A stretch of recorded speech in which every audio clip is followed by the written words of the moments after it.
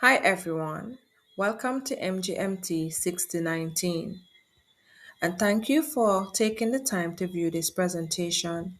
I am Kimisha Haynes. I will be discussing the urgent issue of workplace bullying and why this behavior must be addressed immediately within organizations. Workplace bullying has serious implications for employees, leaders, and the overall effectiveness of an organization. In the next few minutes, I will examine how bullying affects employee well being, workplace morale, and productivity. And I will challenge the belief that bullying is simply normal workplace conflict. In this presentation, I will give a definition of workplace bullying and why psychological health matters linked to productivity and morale. Also, I will give an overview of main arguments. So, what is workplace bullying? Workplace bullying goes beyond minor disagreements or personality clashes. It involves persistent mistreatment, intimidation, inclusion, or verbal aggression that undermines an employee's confidence and sense of safety.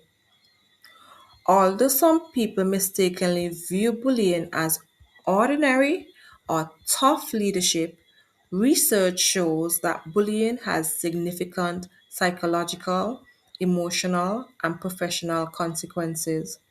Understanding the true nature of bullying is the first step towards addressing it.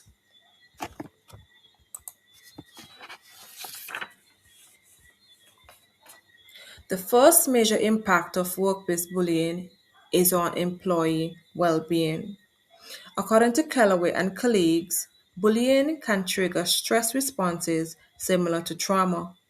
Employees who are bullied often experience anxiety, emotional exhaustion, burnout, low self worth, and even physical symptoms such as headache or sleep problems.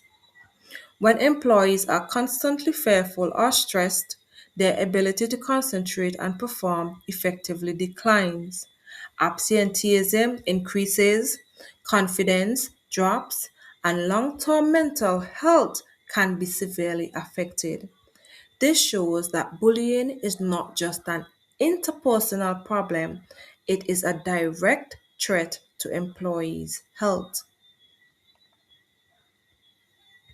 Research also showed that bullied employees feel unsafe speaking up or participating in workplace discussions. This fear leads to withdrawal,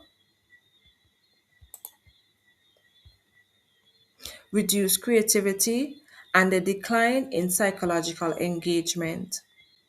When employees don't feel safe, they disengage from their work, their colleagues, and the organization. This is especially troubling because employee well being is directly linked to job satisfaction, performance, and the overall atmosphere of the workplace. Workplace bullying also has damaging effect on overall morale. Lockwood and Peratt describe incivility as something that spreads rapidly. When bullying is present, fear becomes part of the culture. This trust disappears, communication breaks down, and employees avoid collaboration with each other.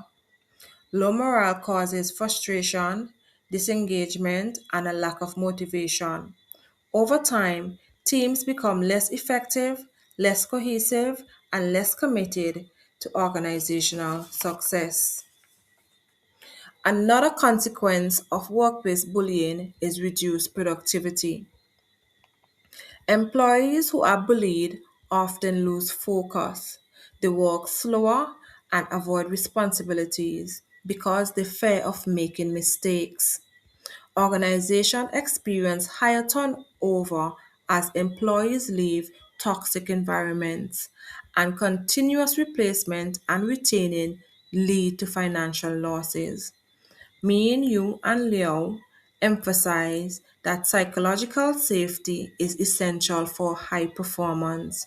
When bullying removes that safety, productivity inevitably declines. So I am going to speak about the counterclaim. Despite the clear evidence of harm, some leaders argue that bullying is simply normal conflict or tough leadership.